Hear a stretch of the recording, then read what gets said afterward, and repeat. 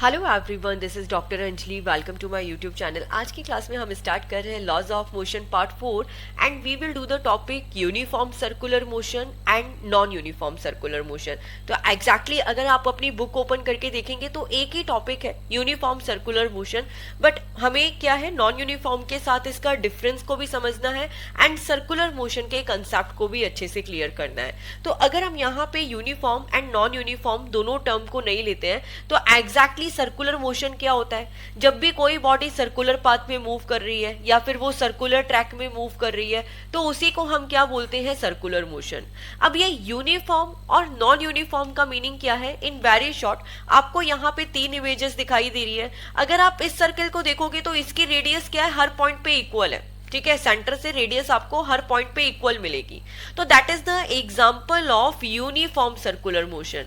But अगर आप यहाँ पे बाकी दोनों सर्कल को देखेंगे तो इसके सेंटर से रेडियस इक्वल नहीं है। यहाँ पे horizontal radius is greater than the vertical और you can take diameter. Okay, तो this is the example of non uniform circular motion. In the same way अगर आप थर्ड फिगर को देखेंगे तो यहाँ पे भी क्या है? वर्टिकली रेडियस ज्यादा है कंपैरेटिवली हॉरिजॉन्टली। तो ये भी किसका एग्जांपल है? नॉन यूनिफॉर्म सर्कुलर मोशन का।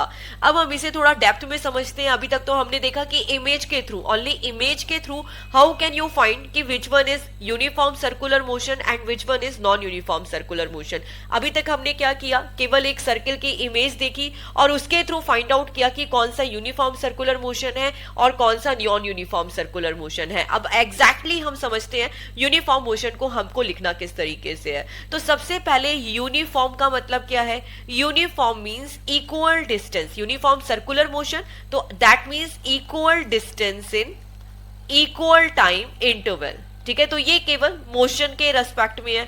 अगर यहाँ पे यूनिफॉर्म वेलोसिटी होती तो again this is the same, equal distance in equal time. Uniform acceleration होता तो equal velocity in equal time. हम क्या लेके चल रहे हैं यहाँ पे? Uniform circular motion. तो what is the meaning of it कि अगर मान लीजिए कोई बॉडी सर्कुलर पाथ में मूव कर रही है, ओके, तो वो किस तरीके से मूव करेगी? मान लीजिए एग्जांपल लेते हैं कि 5 मीटर 1 सेकंड में मूव करती है, तो ये 5 मीटर 1 सेकंड में मूव करेगी। वंस अगेन 1 सेकंड में 5 मीटर मूव करेगी। वंस अगेन 1 सेकंड में 5 मीटर मूव करेगी। तो नाउ यू कैन से कि ये इक्वल टाइम में इक्वल डिस्टेंस कवर कर रही है। तो this is the example of uniform circular motion. अब यहाँ पर एक चीज क्या कांस्टेंट है? द वेरी इंपॉर्टेंट थिंग, अगर हम यहाँ पे स्पीड का फॉर्मूला देखें, स्पीड का फॉर्मूला देखें तो स्पीड क्या होती है? Distance upon time. ओके, तो नाउ यू कैन सी कि डिस्टेंस क्या है? 5 मीटर, टाइम क्या है? 1 सेकेंड। तो इन एवरी इंस्टेंट आपको हर पॉइंट में जो स्पीड है वो कितनी मिली? 5 metre per second. In the same वे इसीलिए हम बोलते हैं यहाँ पे कि स्पीड क्या होती है? कांस्टेंट होती है। Now you can see the definition, the motion of a body moving with constant speed. कोई भी बॉडी का मोशन है वो किस तरीके से हो रहा है? कांस्टेंट स्पीड के साथ। This is very important term. Along a circular path is called uniform circular motion. अब इन द सेम वे अगर हम यहाँ पे वेलोसिटी के बारे में डिस्कस करें तो वेलोसिटी क्या होता है? Displacement upon time. वेलोसिटी क्या होता है? Displacement upon time.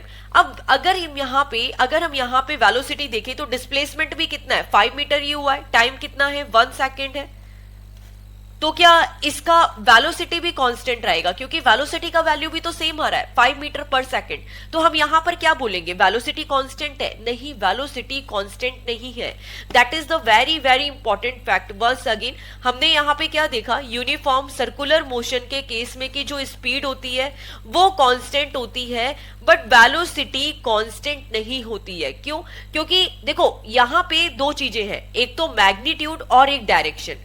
वेलोसिटी क्या होती है? वेक्टर क्वांटिटी होती है। यहाँ पे इसका फॉर्मूला क्या है? Displacement upon time. इस डिस्प्लेसमेंट को हम क्या लिख सकते हैं? Distance with time. Okay, distance with direction. Okay, what we can write? Displacement distance with direction. तो एज यू कैन सी कि जो सर्कुलर मोशन होता है उसमें हर पॉइंट पे क्या चेंज होती है? डायरेक्शन चेंज होती है। हर पॉइंट पे क्या चेंज हो रही है? डायरेक्शन चेंज हो रही है। इसीलिए जो ये वेलोसिटी है ये कांस्टेंट नहीं है। वेलोसिटी क्या हो रही है, चेंज हो रही है। तो अभी तक हमें दो चीजें हमने यहाँ पर बहुत इंपॉर्टेंट समझी कि जो यूनिफॉर्म सर्कुलर मोशन है वो किस तरीके से हो रहा है, कि कोई बॉडी है वो सर्कुलर पाथ में मूव कर रही है but in equal distance with equal time, जिसको इन शॉर्ट हम क्या लिख सकते हैं, if the motion of the body moving with constant speed along the circular path is called uniform circular motion. Okay, तो अभी तक हमने क्या किया, यूनिफॉर्म सर्कुलर मोशन की डेफिनेशन को समझा। अब हम इसके फंडामेंटल को समझते हैं जो आपको 9 to 12th क्लास में हेल्प करेंगे, not in the 9th class but till the 12th class आपको बार बार ये रिपीट होता हुआ मिलेगा। तो स्पीड हमने देखा, स्पीड क्या है, यहाँ पे कांस्टेंट है, स्पीड चेंज नहीं हो रही है। बट जो वेलोसिटी है, वेलोसिटी क्या है, वेरिएबल है। वेलोसिटी क्या है, वेरिएबल है। क्यों? क्योंकि डायरेक्शन चेंज हो रही है। इन द सेम वे अगर हम एक्सेलरेशन देखते हैं तो एक्सेलरेशन का फॉर्मूला क्या होता है बेटा, change in velocity upon time. और अगर वेलोसिटी वेरिएबल है तो एक्सेलरेशन भी क्या होगा, वेरिएबल होगा। ओके, तो this is very important. Now you can say in the second line, in uniform circular motion the speed is constant but the velocity changes. और velocity change कैसे हो रही है ये मैंने आपको exactly बता दिया। अब देखो यहाँ पे कई बार क्या होता है, एग्जाम में थोड़ा सा कंफ्यूज कर देते हैं वेलोसिटी को लेके, क्योंकि यहाँ पर हमें पता है यूनिफॉर्म सर्कुलर मोशन के अंदर कुछ इस तरीके से होगा कि जो इसका मैग्नीट्यूड है, जो इसका मैग्नीट्यूड है वो तो सेम ही रहेगा। व्हाट आई मीन टू से कि जैसे 5 मीटर पर सेकंड था वो क्या था, मैग्नीट्यूड था, तो मैग्नीट्यूड सेम रहेगा, मैग्नीट्यूड चेंज नहीं होगा। चेंज क्या हो रही है, केवल डायरेक्शन। चेंज क्या होती है, केवल डायरेक्शन चेंज होती है। तो इस कंसेप्ट को आपको बहुत अच्छे से समझना है। इन द सेम वे पता है इसको इस तरीके से भी लिखा जाता है, कई बार वेलोसिटी को दो पार्ट्स में डिवाइड कर देते हैं, linear velocity and angular velocity. और किस पार्ट में डिवाइड किया, एंगुलर वेलोसिटी में। अब कई बार कंफ्यूज करने के लिए पूछ लिया जाता है कि अच्छा बेटा बताओ अगर यूनिफॉर्म सर्कुलर मोशन है तो उसमें कौन सी कांस्टेंट है, एंगुलर वेलोसिटी कांस्टेंट है या फिर लीनियर वेलोसिटी कांस्टेंट है। अब बच्चे कंफ्यूज होके बोल भी देते हैं कि यस मैम वेलोसिटी तो चेंज हो रही है, तो दोनों के दोनों ही चेंज होंगे, दोनों ही वेरिएबल होंगे, कोई भी कांस्टेंट नहीं होगा। लेकिन आपको ये नहीं समझ आया कि उन्होंने थोड़ा सा कंफ्यूज किया। क्यों? क्योंकि इस वेलोसिटी में दो पैरामीटर है, क्या है, मैग्नीट्यूड विद डायरेक्शन। कौन कौन से दो पैरामीटर है, मैग्नीट्यूड विद डायरेक्शन। हमने इसको अभी देखो दो पार्ट में डिवाइड किया है, तो ओवरऑल देखा जाए तो जो मैग्नीट्यूड है, मैग्नीट्यूड तो चेंज नहीं हो रहा क्योंकि मैग्नीट्यूड हमारा 5 मीटर पर सेकंड ही है, तो मैग्नीट्यूड क्या हो गया, कांस्टेंट। लेकिन जो डायरेक्शन है वो क्या हो रही है, चेंज हो रही है। तो ओवरऑल तो क्या हुआ, ये चेंज हो रहा है। बट अगर हम इसको दो पार्ट्स में डिवाइड कर दे, जैसे कि मैग्नीट्यूड है, जो मैग्नीट्यूड वाली टर्म है उसको हमने लीनियर बोल दिया, ठीक है। मान लीजिए जैसे एक ये बड़ा सा सर्किल है, एक ये बड़ा सा सर्किल है, हमने इसको केवल इस तरीके से केवल इतना सा पार्ट लिया। अगर आप अपनी एक अर्थ का भी एग्जांपल लेते हो तो अर्थ भी क्या है, एलिप्टिकल शेप में है, बट आप उसके इतने से पार्ट को देखोगे तो वो स्ट्रेट दिखेगा कि नहीं दिखेगा। तो इन द सेम वे जो इसके लीनियर वेलोसिटी है वो तो क्या हो गई बेटा, कांस्टेंट हो गई, और एंगुलर वेलोसिटी है वो क्या हो गई, चेंज हो गई। क्योंकि अभी क्या देख रहे हैं हम, इसको लीनियरली देख रहे हैं। तो लीनियर वेलोसिटी को वी कैन से कि कांस्टेंट हो गई, क्योंकि लीनियर वेलोसिटी में हम क्या लेंगे, केवल मैग्नीट्यूड। मतलब ही ये क्या है लीनियर का, लीनियर का मतलब ही यही है कि जब बॉडी केवल स्ट्रेट पाथ में चल रही है। अब अगर बॉडी स्ट्रेट पाथ में चलेगी तो डायरेक्शन चेंज होगी क्या, नहीं होगी। तो इसीलिए लिखा है कि लीनियर वेलोसिटी क्या है, कांस्टेंट है, और एंगुलर वेलोसिटी क्या हो रही है, इसके अंदर चेंज हो रही है। तो this is the very very important concept of velocity. Okay, तो इसी को यहाँ पे थोड़ा सा और अच्छे से लिखते हैं। आई होप सो यहां तक आप सभी को समझ आया होगा। ओके, तो ये जो वेलोसिटी है, वेलोसिटी को भी हमने क्या किया है, दो पार्ट्स में डिवाइड कर लिया। ओके, ये जो वेलोसिटी वेरिएबल है इसमें the one is linear velocity. Linear velocity का मतलब क्या हो गया, जहां पे आप क्या ले रहे हो, केवल मैग्नीट्यूड ले रहे हो। और दूसरा हो गया एंगुलर वेलोसिटी। एंगुलर वेलोसिटी जहां पे आप क्या ले रहे हो, केवल डायरेक्शन ले रहे हो। ओके, तो ये चीज समझ आ गई होगी कि आपको क्यों लिखा है लीनियर वेलोसिटी, मतलब स्ट्रेट पाथ। तो मतलब हमें क्या लेना है, मैग्नीट्यूड। तो वेलोसिटी ओवरऑल वेरिएबल है, बट लीनियर वेलोसिटी क्या है, कांस्टेंट है, बट जो एंगुलर वेलोसिटी है वो क्या हो रही है, चेंज हो रही है। ओके, तो ये कंसेप्ट है यूनिफॉर्म सर्कुलर मोशन का वेलोसिटी के रिगार्डिंग। अब यहां पर एक कंसेप्ट और आएगा एक्सेलरेशन का, ठीक है, एक्सेलरेशन का। तो टू टाइप्स के एक्सेलरेशन हमें मिलेंगे, the one is radial acceleration and the second one is tangential acceleration. अब ये दोनों चीजें कहां से आ गई, क्यों? क्योंकि जैसे एक सर्कुलर मोशन के अंदर वेलोसिटी भी दो आ गई ना, एक तो जो लीनियर पाथ में जा रही है जिसमें डायरेक्शन नहीं चेंज हो रही है, और दूसरा जिसके थ्रू डायरेक्शन चेंज हो रही है। इन द सेम वे एक्सेलरेशन भी क्या हो गए, दो पार्ट्स में हो गए। तो देखिए एक्सेलरेशन एग्जैक्टली यहाँ पे क्या है कि देखिए जब भी कोई बॉडी सर्कुलर पाथ में मूव कर रही है तो यहाँ पे क्या हो रही है, डायरेक्शन चेंज हो रही है। डायरेक्शन चेंज हो रही है कि नहीं हो रही है? तो देखो डायरेक्शन चेंज कब होगी, जब कोई फोर्स लगेगा। जब कोई फोर्स लगेगा तभी तो डायरेक्शन चेंज होगी, और ये फोर्स लगने से इसको क्या मिलेगा, एक्सेलरेशन। ये फोर्स लगने से क्या मिलेगा इसे, एक एक्सेलरेशन। तो इसी को हमने यहाँ पे बोला है radial acceleration. Okay, radial acceleration. अब इसे थोड़ा सा डेप्थ में देखते हैं। तो देखिए यहाँ पे हम सबसे पहले डिस्कस कर रहे हैं सेंट्रीपिटल एक्सेलरेशन को, जिसे हम क्या बोलते हैं, रेडियल एक्सेलरेशन भी क्या बोलते हैं, क्या बोलते हैं, रेडियल एक्सेलरेशन। अब सेंट्रीपिटल एक्सेलरेशन जो सेंटर पे लग रहा है, किस तरीके से लग रहा है? तो देखो अगर कोई भी बॉडी है, कोई भी पार्टिकल है, वो एक तरीके से सर्किल में उसका मूवमेंट हो रहा है, तो ऑफ कोर्स मैंने अभी बताया कि डायरेक्शन चेंज हो रही है तो कहीं ना कहीं फोर्स लगेगा। अब ये फोर्स किधर लग रहा है, सेंटर की तरफ। किधर लग रहा है, सेंटर की तरफ। बॉडी इधर आगे मूव कर रही है, बॉडी इधर आगे मूव कर रही है, लेकिन जो ये फोर्स है ये किधर लग रहा है, सेंटर की तरफ। तो इसी को हमने क्या बोला है, सेंट्रीपिटल फोर्स। और इस फोर्स से जो एक्सेलरेशन क्रिएट हो रहा है इसी को हम क्या बोलते हैं, centripetal acceleration. If a particle is moving in a circle it must have some acceleration acting towards the centre of the earth. Okay, जो भी है किसी भी टाइप का, नॉट अर्थ क्योंकि वो तो ग्रेविटेशन के रिस्पेक्ट में आ जाएगा। Yes, towards the centre. जो एक्सेलरेशन किधर लग रहा है, towards the centre, which is making it move around the centre. इसीलिए कोई बॉडी क्या कर रही है, उसका जो मूवमेंट है वो सेंटर पे हो रहा है। ठीक है, कोई बॉडी सर्कुलर पाथ में कैसे मूव हो रही है, क्यों? क्योंकि उसके पास एक सेंट्रीपिटल एक्सेलरेशन है, सेंट्रीपिटल फोर्स लग रहा है, उसे सेंट्रीपिटल एक्सेलरेशन मिला जो कहां लग रहा है, टुवर्ड्स द सेंटर। अब इसकी डायरेक्शन क्या होगी एक्सेलरेशन की, तो इट जस्ट लाइक कि मान लीजिए वेलोसिटी इस डायरेक्शन में लग रही है, वेलोसिटी इस डायरेक्शन में लग रही है, तो जो वेलोसिटी का परपेंडिकुलर होता है ना, इधर ही लगता है फोर्स। वेलोसिटी का बिल्कुल परपेंडिकुलर पाथ होता है, उधर ही लगता है ये centripetal force and acceleration. The acceleration is perpendicular to the velocity of particle at every instant, it is only changing the direction of the velocity. तो ये चीज तो हम बहुत अच्छे से समझ चुके हैं कि यहाँ पे क्या हो रहा है, केवल वेलोसिटी की डायरेक्शन चेंज हो रही है, उसका मैग्नीट्यूड चेंज नहीं हो रहा है। इसी को हमने क्या बोला है, यूनिफॉर्म सर्कुलर मोशन। और जो ये एक्सेलरेशन है इसी को बोलते हैं सेंट्रीपिटल एक्सेलरेशन और radial acceleration. Okay, and force, तो जो ये फोर्स लग रहा है टुवर्ड्स द सेंटर, इसी को बोला है सेंट्रीपिटल फोर्स। तो ये कंसेप्ट समझा हमने सेंट्रीपिटल एक्सेलरेशन का। अब देखो इन द सेम वे अगर हम यहाँ पे यूनिफॉर्म सर्कुलर मोशन के बेसिक इंपॉर्टेंट लाइंस को देखें तो इसकी स्पीड क्या है, कांस्टेंट, वेलोसिटी चेंज हो रही है, टेंजेंशियल एक्सेलरेशन इसमें नहीं लगता है। This thing is very very important. अब मैं आपको इसका रीजन बताती हूँ कि एग्जैक्टली टेंजेंशियल एक्सेलरेशन क्यों नहीं लगता और होता क्या है। क्योंकि सबसे पहले क्या करना है, हमें टेंजेंशियल एक्सेलरेशन को समझना भी तो है। रेडियल एक्सेलरेशन तो हमें समझ आ गया, जो कहां लग रहा है, टुवर्ड्स द सेंटर। और टेंजेंशियल एक्सेलरेशन क्या होता है, जो स्ट्रेट पाथ में लग रहा है, जो कहां लग रहा है, स्ट्रेट पाथ में। ठीक है, तो जो नॉर्मल एक्सेलरेशन हम काउंट करते हैं ना, जो स्ट्रेट पाथ के लिए, जैसे वेलोसिटी है तो स्ट्रेट पाथ का जो एक्सेलरेशन है इसी को हमने बोल दिया टेंजेंशियल एक्सेलरेशन। अब यहाँ पे टेंजेंशियल एक्सेलरेशन क्यों नहीं है, रेडियल एक्सेलरेशन तो मिलेगा ही मिलेगा, क्योंकि बॉडी में क्या है, यूनिफॉर्म सर्कुलर मोशन में डायरेक्शन चेंज हो रही है, डायरेक्शन चेंज हो रही है तो ऑफ कोर्स रेडियल एक्सेलरेशन है।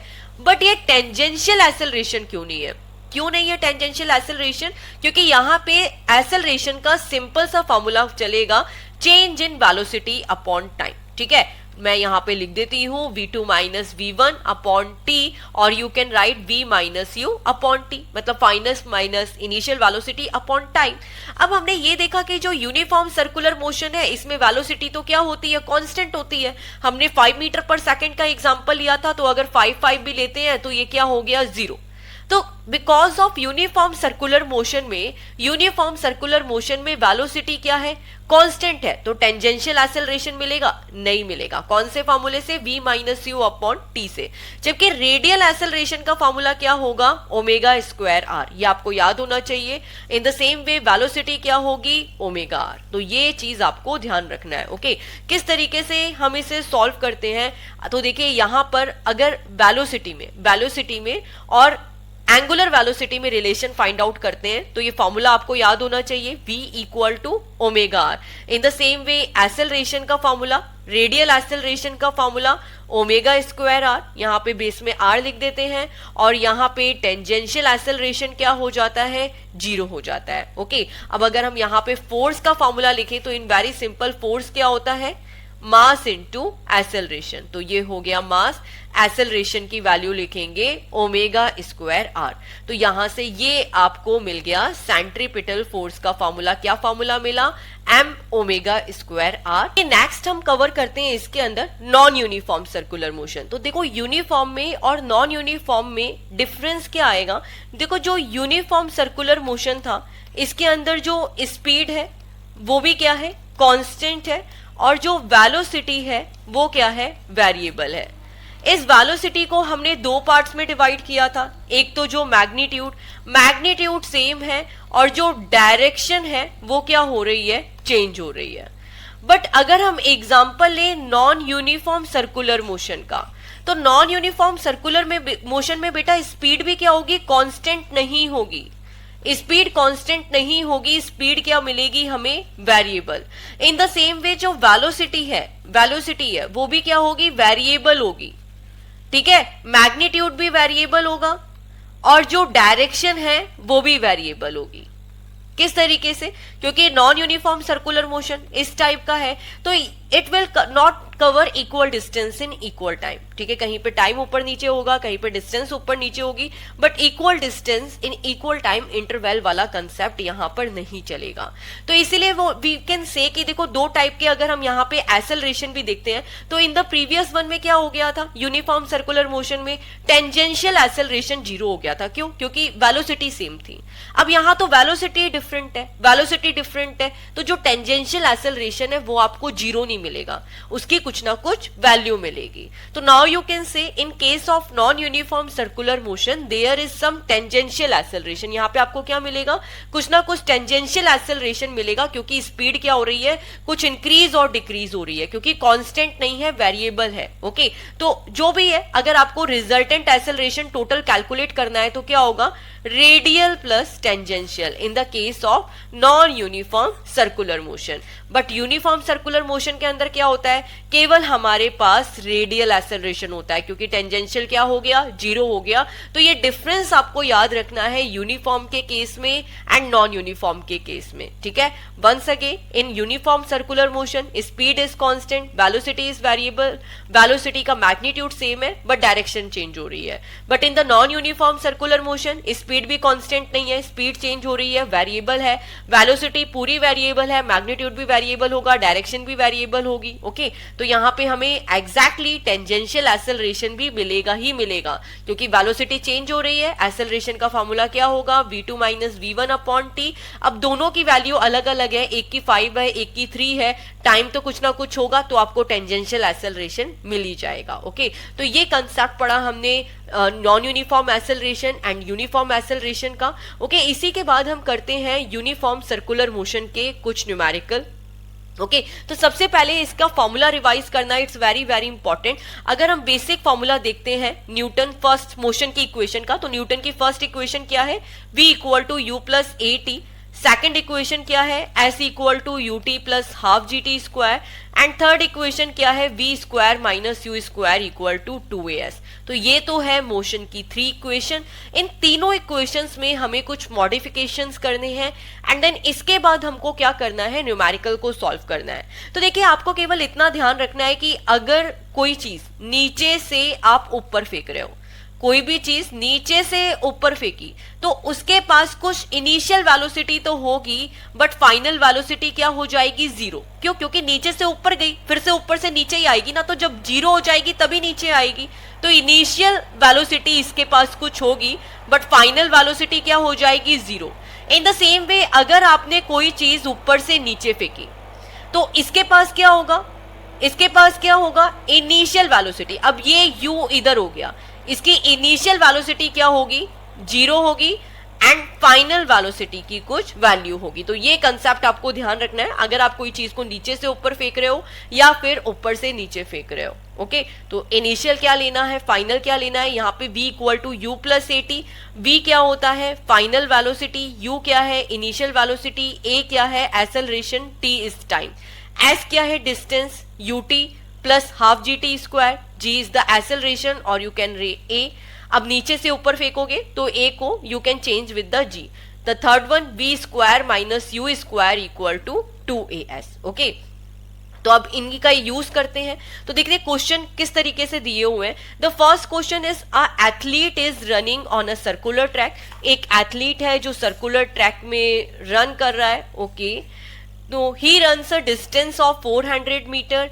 ये कितना डिस्टेंस कवर कर रहा है, 400 मीटर कवर कर रहा है। कितने टाइम पे, 25 सेकंड में। तो ये मान लेते हैं यहां से स्टार्ट करता है एंड देन अगेन ये अपनी पोजीशन पे आ जाता है। तो ये पूरा सर्किल 400 मीटर का है।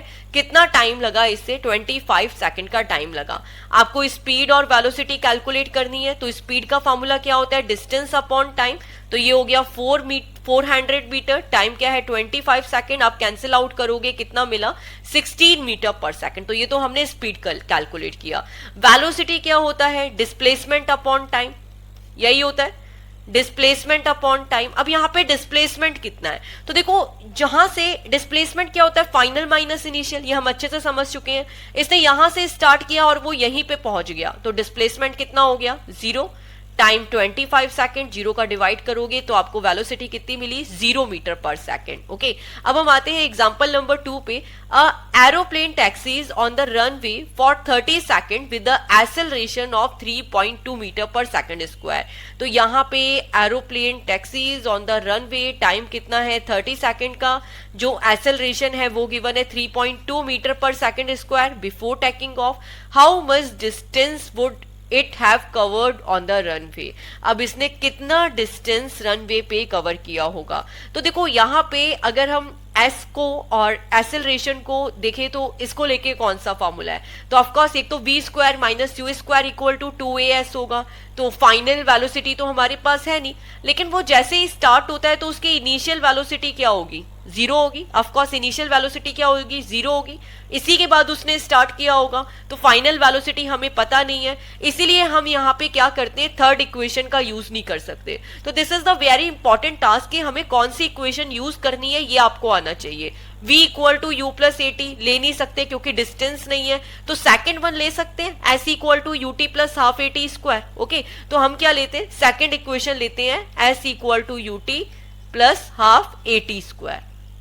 ओके, तो ये u की वैल्यू क्या हो गई, जीरो, तो पूरा की पूरा जीरो हो गया। हाफ एक्सेलरेशन कितना है 3.2, टाइम कितना है 30 सेकंड स्क्वायर। आगे सॉल्व करेंगे, यहाँ पे s की वैल्यू कितनी मिली आपको, हाफ 3.2 एंड देन 3 3 9 900 एंड इसको आप कैंसिल करोगे 2 से तो ये आपको कितना मिला 1.6। 16 9 जा आप 16 9 जा 144, 20 आए, एक के बाद लगाया तो आपने कितना डिस्टेंस कवर किया 1440 मीटर। तो this will be your answer. तो इसका डिस्टेंस कितना आया 1440 मीटर। ओके, अब हम आते हैं नेक्स्ट क्वेश्चन पे। A kangaroo can jump 2.5 metre vertically. तो देखिए कंगारू है, जंप कर रहा है वर्टिकली कितना 2.5 मीटर, तो मतलब उसने कितना डिस्टेंस कवर किया है 2.5 metre. What must be initial velocity of kangaroo. अब इसकी इनिशियल वेलोसिटी कितनी होनी चाहिए, तो देखो कुछ ना कुछ, अभी वर्टिकली जंप कर रहा है तो इतना ध्यान रखना है हमें कि ये किसी वेलोसिटी से जंप कर रहा है, तो यू की तो कुछ वैल्यू होगी, लेकिन ये पीक पॉइंट पर पहुंचने के बाद फिर से नीचे गिर जाएगा तो वी क्या हो जाएगा, 0 हो जाएगा। ओके, तो जब वर्टिकल मोशन होता है तो उसमें ध्यान रखना है कि वी को कब 0 लेना है और यू को कब 0 लेना है। अगर आपको ये आ गया तो आपके न्यूमेरिकल्स बहुत इजी वे में सॉल्व हो जाएंगे। और एक चीज और ध्यान रखनी है, जब भी कोई वर्टिकल मोशन होता है तो हम क्या लेते हैं, एक्सेलरेशन की जगह जी लेते हैं, ग्रेविटेशनल एक्सेलरेशन लेते हैं, तो इसकी वैल्यू को हम 10 कंसीडर कर लेते हैं, कैलकुलेशन इजी हो जाए इसीलिए। तो ये हो गया 10 मीटर पर सेकंड स्क्वायर। तो देखिए हमारे पास वी, यू, एस और जी के रिलेशन को लेके कौन सी इक्वेशन है, क्योंकि टाइम नहीं है तो फर्स्ट सेकंड इक्वेशन तो हो ही नहीं सकती, तो कौन सी इक्वेशन होगी, थर्ड वन वाली। तो थर्ड वन वाली इक्वेशन लेते हैं, ये हो गया v square minus u square 2gs।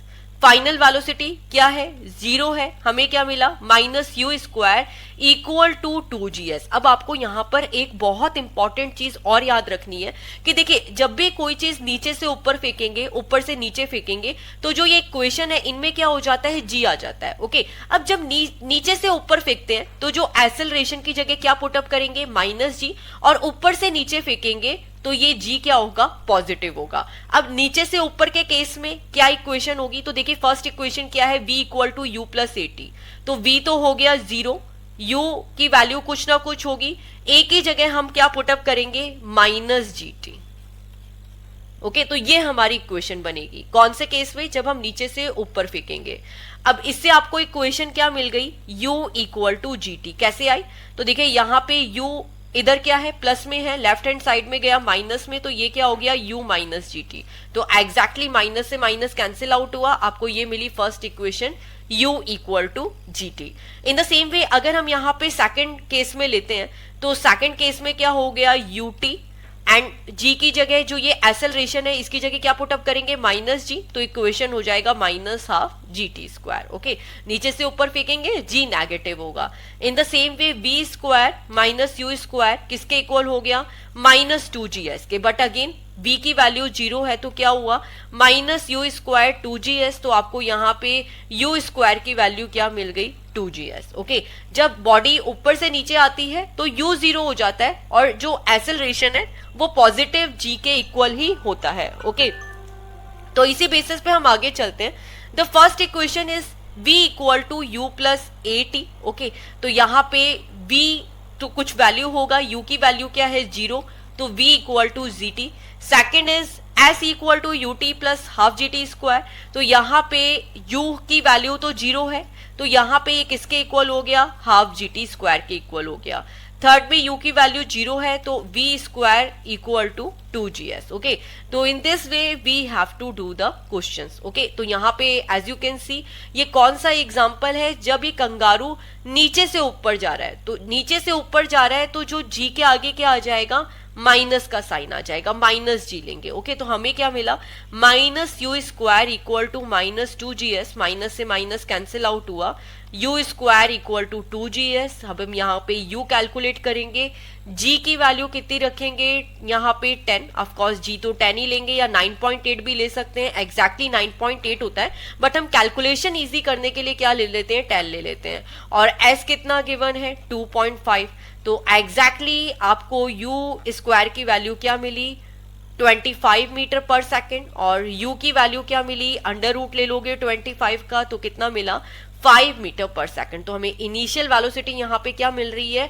5 metre per second. Okay, अब हम आते हैं लास्ट क्वेश्चन पे। अब motor boat start from rest, तो मोटर बोट है स्टार्ट हो रही है रेस्ट पोजीशन से, तो जो मतलब इनिशियल वेलोसिटी है वो कितनी हो गई, 0 metre per second, with a uniform acceleration, acceleration constant है, if it attains the velocity of 15 metre per second. अब ये मोटर बोट है, इसकी जो वेलोसिटी कितनी है, 15 मीटर पर सेकेंड है, और टाइम कितना है, 5 सेकेंड।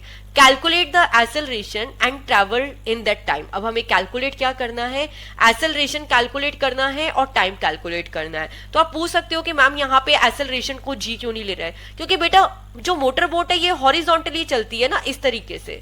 जब कोई चीज ऊपर से नीचे आती है तभी हम जी की वैल्यू को 10 लेते हैं, ये चीज आपको ध्यान में रखनी है, अदरवाइज क्वेश्चन नहीं होंगे, ठीक है। तो हमें क्या कैलकुलेट करना है, एक्सेलरेशन। अब देखते हैं कौन सा फॉर्मूला यूज करते हैं। हमारे पास v है, u है, टाइम है, सॉरी ये टाइम पे एक्सेलरेशन, और टोटल डिस्टेंस कैलकुलेट करनी है। यस यस यस, टाइम की वैल्यू है, हमें एक्सेलरेशन और डिस्टेंस कैलकुलेट करना है। तो कौन से फॉर्मूले से कैलकुलेट कर सकते हैं, तो v equal to u plus a t, इसमें तो कुछ कर सकते हैं। यस यस ऑफ कोर्स, तो v equal to u plus a t. हमारे पास यहाँ पे v की वैल्यू है 15, u की वैल्यू है 0, एक्सेलरेशन हमें कैलकुलेट करना है, टाइम कितना है 5 सेकेंड। तो यहाँ पे एक्सेलरेशन कितना हो गया 15/5, तो 5 3 जा 15, तो एक्सेलरेशन हमें कितना मिला 3 मीटर पर सेकेंड स्क्वायर। अब हमें क्या कैलकुलेट करना है, s। तो s कैलकुलेट करने के लिए दो फॉर्मूले हैं, किसी से भी कैलकुलेट कर सकते हैं, s equal to u t plus half a t square से भी कैलकुलेट कर सकते हैं, और v square minus u square equal to 2as से भी कैलकुलेट कर सकते हैं, दोनों से आ जाएगा और दोनों से सेम आंसर आएगा। तो u की वैल्यू तो 0 है, हाफ, एक्सेलरेशन कितना हमने अभी सॉल्व किया 3, एंड t स्क्वायर तो ये हो गया 5 स्क्वायर, तो 0 plus half multiply by 3, and ये क्या हो गया 5 का स्क्वायर है, तो 5 5 जा 25, तो 25 3 जा 75, ओके, एंड डिवाइडेड बाय 2। अब आप आगे डिवाइड करोगे and you will get your answer. तो यहाँ से आपका डिस्टेंस भी आ जाएगा, इन दोनों को डिवाइड करोगे कितना आएगा 37.5। आपसे क्वेश्चंस पूछती हूँ, आपको इसके आंसर कमेंट बॉक्स में शेयर करने हैं। The first question is which parameter is constant in uniform circular motion. अगर आपने वीडियो अच्छे से देखा है तो 110% आपको इस क्वेश्चन का आंसर आता होगा। Speed, velocity, acceleration and kinetic energy. Second question is which parameter is constant in uniform circular motion, linear velocity and angular velocity. And the third one question is again which parameter is constant in uniform circular motion, tangential acceleration and centripetal acceleration. Okay, तो the question is same, केवल आपके concept part को clear करने के लिए ये MCQs को लिया है। तो मिलते हैं नेक्स्ट लेक्चर में। Thanks for watching and guys please click to subscribe.